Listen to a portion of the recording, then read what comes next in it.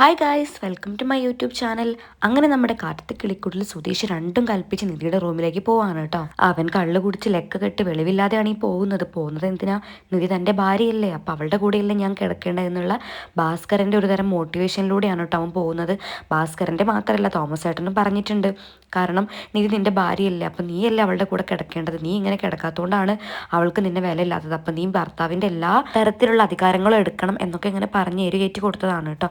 അങ്ങനെ സുധീഷ് നിധിയുടെ അടുത്തേക്ക് പോകുന്ന സമയത്ത് ഡോറിൻ്റെ മുന്നിൽ തന്നെ അവൻ ഒരുപാട് കാര്യങ്ങൾ ചിന്തിക്കുന്നുണ്ട്. അവളിത് ഇത്രയും കാലം വരെ അവനെ ഷൗട്ട് ചെയ്തതും അവന് വില കൊടുക്കാത്തതും എല്ലാം അവൻ ചിന്തിക്കുന്നുണ്ട്.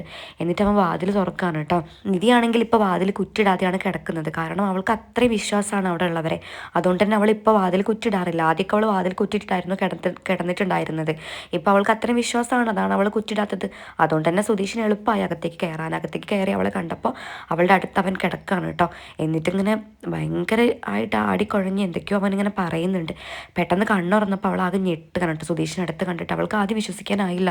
പിന്നെ അവൾ ബോധം വന്നിട്ട് നെട്ട് എണീക്കുന്നുണ്ട്. എന്നിട്ട് എന്ത് സുധീഷ്, നീ എന്താ ഇവിടെ എന്നൊക്കെ അവളിങ്ങനെ ചോദിക്കുന്നുണ്ട്. അപ്പോൾ അവന് പറയുന്നുണ്ട് അവളുടെ അടുത്ത്, ഞാൻ നിൻ്റെ ഭർത്താവല്ല, ഞാൻ ഇവിടെയല്ലേ കിടക്കേണ്ടത്, നീ എന്തിനാ ഇങ്ങനെ അലറി വിളിക്കുന്നത്? അങ്ങനെ നിധി ആകെ പേടിച്ച് വിറയ്ക്കാണ് കേട്ടോ. അവൾക്കൊന്നും മനസ്സിലാവുന്നില്ല. കാരണം സുധീഷ് ഇങ്ങനെ ചെയ്യുന്ന അവൾ ഒരിക്കലും വിചാരിച്ചിട്ടില്ല.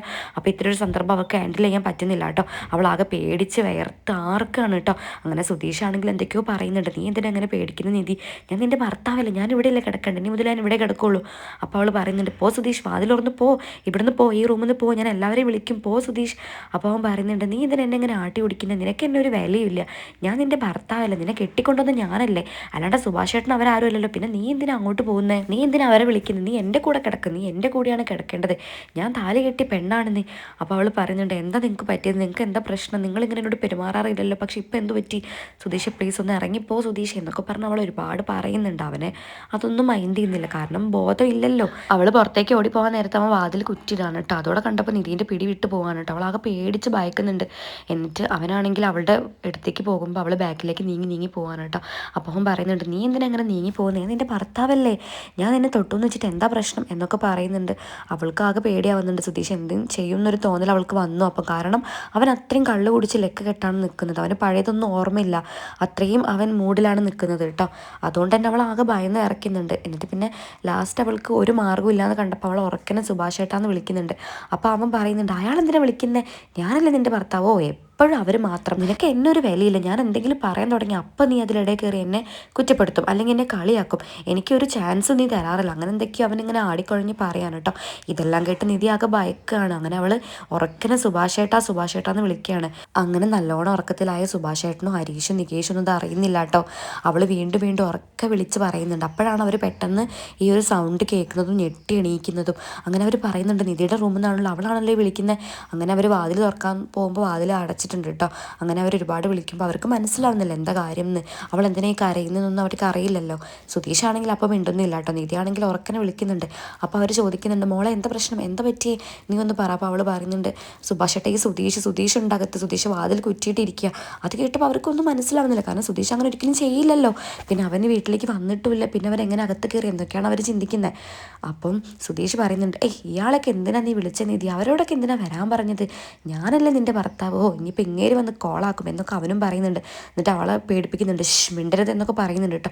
അവൾ വീണ്ടും ഇങ്ങനെ വിളിക്കുന്നുണ്ട്. എന്നിട്ട് സുധീഷ് ഡോറ് തുറക്കുന്നില്ല. അവരാണെങ്കിൽ ഡോറ് തുറന്ന് അവർക്ക് വരാനും പറ്റുന്നില്ലല്ലോ.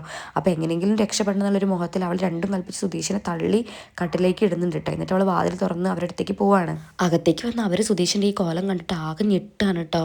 എന്നിട്ട് സുഭാഷ് ഏട്ടൻ അവനോട് ദേഷ്യപ്പെടുന്നുണ്ട് കേട്ടോ. എന്താ സുധീഷ് ഇത്, നീ എന്താ എങ്ങനെയൊക്കെ പെരുമാറുന്നത്, നിനക്ക് എന്താ തീരെ ബോധമില്ലേ. അപ്പോൾ അവൻ വീണ്ടും ആടിക്കൊഴിഞ്ഞ് എന്തൊക്കെയോ പറയുമ്പോൾ അവർക്കാകെ ദേഷ്യം വരും. അപ്പോൾ അവൾ പറയുന്നുണ്ട്, സുഭാഷ് ഏട്ടൻ ഞാൻ റൂമിൽ ഉറങ്ങിക്കിടക്കായിരുന്നു, അപ്പോൾ സുധീഷ് വാതിൽ തുറന്ന് വന്ന് എൻ്റെ അടുത്ത് കിടന്നു, ഞാൻ പെട്ടെന്ന് എണീക്കുമ്പോഴാണ് സുധീഷിനെ കാണുന്നത്, എന്നിട്ട് അവൻ എന്നെ വിടുന്നില്ല, എന്നോട് എന്തൊക്കെയോ പറഞ്ഞു, വാതിലും കുറ്റിയിട്ടെന്നൊക്കെ പറയുമ്പോൾ അവർ ആകെ ഞെട്ടാണ്. എന്നിട്ട് സുധീഷ് പറയുന്നുണ്ട്, സുഭാഷ് ഏട്ടൻ എന്തിനാ ഇടപെടുന്നത്, ഇവളെൻ്റെ ഭാര്യയാണ്, ഞാൻ താലി കെട്ടിക്കൊണ്ടുവന്ന പെണ്ണാണ് എന്നൊക്കെ വീണ്ടും ഇങ്ങനെ ഓരോന്ന് പുലമ്പാണ് കേട്ടോ. അങ്ങനെ നന്നായിട്ട് അവർക്ക് ദേഷ്യം വന്നിട്ട് ലാസ്റ്റ് സുഭാഷ് ഏട്ടൻ എത്ര പറഞ്ഞിട്ട് അവന് മനസ്സിലാവുന്നില്ലല്ലോ. അങ്ങനെ സുഭാഷ് ഏട്ടൻ അവനൊരു ഒറ്റ അടി കൊടുക്കുന്നുണ്ട് കേട്ടോ.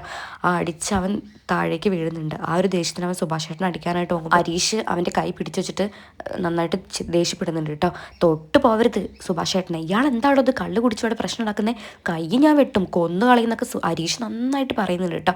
ഇതെല്ലാം കേട്ട് ഭാസ്കറിന് പുറത്തേക്ക് വരുന്നുണ്ട്. അപ്പോൾ ഭാസ്കർ മനസ്സിൽ വിചാരിക്കുന്നുണ്ട്, പക്ഷേ ഇതൊരു പൊട്ടനാണല്ലോ, കള്ള് കുടിച്ചിട്ടാണോ അവളുടെ അടുത്തേക്ക് പോയത് എന്നൊക്കെ ഇങ്ങനെ ചിന്തിക്കുന്നുണ്ട്. സുധീഷിൻ്റെ ഒരു കാര്യം, പാവം കൊച്ചെ എന്നൊക്കെ മനസ്സിൽ പറയുന്നുണ്ട് കേട്ടോ ഭാസ്കരൻ.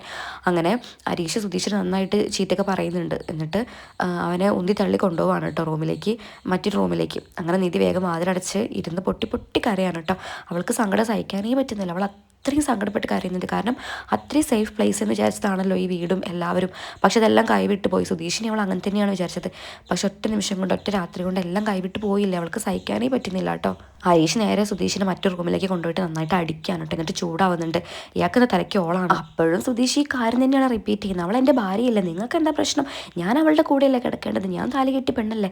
അപ്പോഴൊക്കെ ഹരീഷ് പറയുന്നുണ്ട്, ഇയാൾക്ക് എന്താ പ്രാന്താണോ, പറഞ്ഞാൽ മനസ്സിലാവില്ലേ, എന്തിനാ വെറുതെ ഇങ്ങനെ സീൻ ഉണ്ടാക്കാൻ നിൽക്കുന്നത്, മര്യാദയ്ക്ക് അടങ്ങി കിടന്നത്, എങ്ങോട്ടാ ഇയാൾ ഈ പോകുന്നത് എന്നൊക്കെ പറഞ്ഞിട്ട് നന്നായിട്ട് അവനെ അടിക്കുന്നുണ്ട്, നന്നായിട്ട് ചീത്തയും പറയുന്നുണ്ട് കേട്ടോ. ഒടുവിൽ സുധീഷ് എന്തൊക്കെയോ പുലമ്പി ലാസ്റ്റ് ബോധം മറിഞ്ഞ് ഉറങ്ങുകയാണ് കേട്ടോ. അങ്ങനെ നിധീൻ്റെ അടുത്തേക്ക് നികേഷും സുഭാഷ് ഏട്ടനും വരുന്നുണ്ട്. എന്നിട്ട് അവളോട് പറയുന്നുണ്ട്, മോളെ മാപ്പ്, അവൻ ഇങ്ങനെ ചെയ്യുന്നത് ഞങ്ങൾ ഒരിക്കലും വിചാരിച്ചില്ല. അത് കേട്ടപ്പോൾ അവൾ പൊട്ടി പൊട്ടി കരയാണ് കേട്ടോ. എന്നിട്ട് പറയുന്നുണ്ട്, സുഭാഷ് ഏട്ടൻ ഞാനും ഒരിക്കലും വിചാരിച്ചില്ല അങ്ങനെ ചെയ്യുമെന്ന്, ഇവിടെ എനിക്ക് അത്രയും സേഫാണെന്ന് വിചാരിച്ചിട്ടാണ് ഞാൻ വാതിൽ പോലും കുറ്റിയിടാത്തത്, പക്ഷേ സുധീഷ് ഇങ്ങനെ ചെയ്യുന്നത് വിചാരിച്ചില്ല എന്നൊക്കെ പറഞ്ഞിട്ട് അവൾ പൊട്ടി പൊട്ടി കരയും. എനിക്ക് സഹിക്കാനാവുന്നില്ല സുഭാഷ് ഏട്ടാ. സുഭാഷിൻ്റെയും നികേഷിൻ്റെയും കാര്യം അറിയിച്ചല്ലോ, അവർക്കും അത്രയും വിഷമമുണ്ട്. ഒന്നാമത്തെ സങ്കടം, സുധീഷിനെ ഇങ്ങനെ ഇതുവരെ കണ്ടിട്ടില്ലല്ലോ, അവൻ ഇങ്ങനെയൊന്നും ചെയ്യുന്ന ഒരാളല്ല. കാരണം സുഭാഷ് ഏട്ടൻ വളർത്തിയ 3 അനിയന്മാരും സുഭാഷ് ഏട്ടൻ ഒരിക്കലും ഇങ്ങനൊരു തെറ്റ് ചെയ്യില്ല. അപ്പോൾ സുധീഷ് ഇങ്ങനൊരു തെറ്റ് ചെയ്തൊരു വിഷമം. പിന്നെ നിധി എന്ന് പറഞ്ഞ പെൺകുട്ടി, അവൾക്ക് ഒരു ആവശ്യമില്ലാണ്ട് ഈ വീട്ടിൽ നിൽക്കുന്നത് ഇവർക്ക് എല്ലാവർക്കും വേണ്ടിയിട്ടല്ലേ. അപ്പോൾ അവൾക്ക് നേരെ അവൻ ഇങ്ങനെ ചെയ്തപ്പോൾ അതും അവർക്ക് ഭയങ്കര വിഷമമാണ്. പിന്നീട് കാണിക്കുന്നത് ഹരീഷിനെയും സുധീഷിനെയും തന്നെയാണ് കേട്ടോ. ഹരീഷ് ആകെ വിഷമത്തിൽ തലയിൽ കൈവച്ച് നിൽക്കുമ്പോഴാണ് സുധീഷ് വീണ്ടും എഴുന്നേൽക്കുന്നത്. എന്നിട്ട് വീണ്ടും പറയുന്നുണ്ട്, നിധി എവിടെ, അവളെവിടെ, ഞാൻ അവിടെ ഇല്ലട കിടക്കണ്ടേ, ഞാൻ ഇവിടെ ഇല്ലല്ലോ, ഞാൻ അങ്ങോട്ട് പോവാം. അപ്പോൾ ഹരീഷ് വീണ്ടും അവനെ പിടിച്ചു വെക്കുന്നുണ്ട്. ഇയാൾക്കെന്താ പറഞ്ഞാൽ മനസ്സിലാവില്ലേ, ഇയാളാകെ കള്ളു കുടിച്ചു വന്ന് വെറുതെ പ്രശ്നം ഉണ്ടാക്കാൻ നിൽക്കുന്നത്, അടങ്ങി നിൽക്കടോ. അപ്പോൾ അവൻ പറയുന്നുണ്ട്, ഞാൻ എന്തിനാണ് അടങ്ങി നിൽക്കുന്നത്, ഞാൻ അങ്ങോട്ട് പോട്ടെ, അവളെൻ്റെ ഭാര്യയല്ലടാ, ഞാൻ അവിടെ ഇല്ല കിടക്കുന്നത്, നിങ്ങളൊക്കെ എന്തിനാ എന്നോട് ചൂടാവുന്നേ എന്നൊക്കെ ഇങ്ങനെ വീണ്ടും പറഞ്ഞുകൊണ്ടിരിക്കുകയാണ് കേട്ടോ. ഹരീഷ് ഒരുപാട് പിടിച്ചു വെക്കാൻ നോക്കുന്നുണ്ട്, പക്ഷേ സുധീഷ് ഒന്നും മൈൻഡ് ചെയ്യുന്നില്ല. അവൻ തള്ളി മാറ്റിയിട്ട് പോവാണ്. അപ്പോഴേക്കും നികേഷും സുഭാഷ് ഏട്ടനും അകത്തേക്ക് വരണം. അങ്ങനെ അവൻ സുഭാഷ് ഏട്ടനോടും പറയുന്നുണ്ട്. അപ്പോൾ സുഭാഷും ചൂടാവുന്നുണ്ട്, നിനക്കെന്താ ബോധമില്ല, കുട്ടി ഇവിടെ നിന്ന് ഇറങ്ങിപ്പോയല്ലോ, അവളെങ്ങനെ ഇറങ്ങിപ്പോകും, ഞാൻ അവളുടെ ഭർത്താവല്ലേ സുഭാഷ് ഏട്ടൻ, ഞാൻ അവിടെയല്ലേ കിടക്കേണ്ടത്, അവളെൻ്റെ ഭാര്യയല്ലേ എന്നൊക്കെ പറഞ്ഞ് ലാസ്റ്റ് അവനെ പിടിച്ച് വെച്ച് കടലിലേക്ക് കിടത്താറ് കേട്ടോ. അങ്ങനെ അവൻ ഉറങ്ങിപ്പോവാണ്. അങ്ങനെ സുഭാഷ് ഏട്ടനും ആകെ വിഷമാവുന്നുണ്ട്. ഹരീഷാണെങ്കിൽ തല ഒഴിഞ്ഞ് ഇങ്ങനെ സങ്കടപ്പെട്ട് കരയാണ് കേട്ടോ. അങ്ങനെ രാവിലെ ആയിട്ടുണ്ട് കേട്ടോ. അങ്ങനെ സുഭാഷ് ഹാളിൽ ഇങ്ങനെ നിൽക്കുകയാണ്. അപ്പോൾ ഹരീഷ് അങ്ങോട്ട് വന്നു, ഇടത്ത് എണീറ്റില്ലേ എന്ന് ചോദിക്കുമ്പോൾ സുഭാഷ് പറയുന്നുണ്ട്, അവൾ എണീറ്റ് വന്നു, ചായ എടുത്ത് അകത്തേക്ക് പോയതാണ്, പിന്നെ പുറത്തേക്ക് വന്നിട്ടില്ല. സാധാരണ ഇടത്ത് ഇങ്ങനെ വാതിലടച്ച് നിൽക്കാറില്ലല്ലോ, സാധാരണത്തെ പോലെ അല്ലല്ലോ ഹരീഷ് ഇന്നലെ ഉണ്ടായത് എന്ന് പറഞ്ഞിട്ട് സുഭാഷ് ഏട്ടൻ അകത്തേക്ക് പോകാൻ കേട്ടോ. അപ്പോൾ ഹരീഷിന് വിഷമാവുന്നുണ്ട്. അങ്ങനെ നികേഷ് വരുമ്പോൾ സുഭാഷ് ഏട്ടൻ ചോദിക്കുന്നുണ്ട്, നികേഷ് നീ ഇന്ന് കോളേജിൽ പോകുന്നില്ല? ആ പോകുന്നുണ്ട്. ഇടത്തി വന്നോളൂ, നീ ഇപ്പം പോയി ഫ്രഷ് ആവാൻ നോക്ക്. അങ്ങനെ ഹരീഷ് കുളിക്കാനായിട്ട് പോവാണ്. കുളി കഴിഞ്ഞ് വന്നിട്ട് നിധിനെ കാണുന്നില്ല. അങ്ങനെ അവർക്ക് ആകെ വിഷമമാണ് കേട്ടോ. എന്തെങ്കിലും ഇനിയിപ്പോൾ ഇടത്തി തീരുമാനിച്ചോ അല്ലെങ്കിൽ ആകെ വിഷമിച്ചിരിക്കുകയാണോ ഒന്നും അറിയില്ലല്ലോ. അപ്പോഴേക്കും നിധി പുറത്തേക്ക് വരുന്നുണ്ട്. അപ്പോൾ സുഭാഷ് ചോദിക്കുന്നുണ്ട്, മോളം കേട്ടാ, ഞാൻ ഓഫീസിലേക്ക് പോകാം. സുഭാഷ് ഏട്ടാ, ഇത്ര നേരത്തെയോ, സമയമായില്ലല്ലോ. അത് കുഴപ്പമില്ല, എനിക്കിവിടെ നിൽക്കാൻ തോന്നുന്നില്ല, ഞാൻ പോട്ടെ. അപ്പം നികേഷ് പറയുന്നുണ്ട്, ഞാനും വരാം. ഇടത്തിയേ വേണ്ടടാ, നീ കുറച്ച് കഴിഞ്ഞ് വന്നാൽ മതി, സമയമായിട്ടില്ലല്ലോ. അപ്പോൾ ഹരീഷ് പറയുന്നുണ്ട്, ഞാൻ ഡ്രോപ്പ് ചെയ്യണം. ഇടത്തിയേ വേണ്ട ഹരീഷ്, ഞാൻ പോയിക്കോളാം. അപ്പം സുഭാഷ് ഏട്ടൻ പറയുന്നുണ്ട്, എന്നാൽ മോളെ ചായ കുടിച്ചിട്ട് പോവാം, ഞാൻ ദോശ ഉണ്ടാക്കാം. വേണ്ട സുഭാഷ് ഏട്ടാ. അല്ല മോളെ, ഞാൻ ദോശ ഉണ്ടാക്കാം, വേഗം ആക്കിത്തരാം. വേണ്ട സുഭാഷ് ഏട്ടാ, എനിക്ക് വിശപ്പില്ല എന്ന് പറഞ്ഞിട്ട് അവൾ ഇറങ്ങി പോവാണ് കേട്ടോ. അത് നോക്കി സങ്കടപ്പെട്ട് നിൽക്കുന്ന മൂവരെയും കാണിച്ചിട്ടാണ് കേട്ടോ ഈ എപ്പിസോഡോട് അവസാനിക്കുന്നത്. അപ്പോൾ അടുത്ത എപ്പിസോഡിൽ നമുക്ക് നോക്കാം, സുധീഷിന് ബോധോദയം വന്നോ, ചെയ്തത് തെറ്റാണോ എന്നൊക്കെയുള്ള കുറ്റബോധം ഉണ്ടോ ഇല്ലയോ, അല്ലെങ്കിൽ നിധി ഇനിയിപ്പോൾ എടുക്കുന്ന തീരുമാനം എന്താണെന്നൊക്കെ നമുക്ക് നോക്കാം. അപ്പോൾ ഓക്കെ ബൈ, താങ്ക് യു. എൻ്റെ ചാനൽ സബ്സ്ക്രൈബ് ചെയ്യാൻ ആരും മറക്കണ്ട.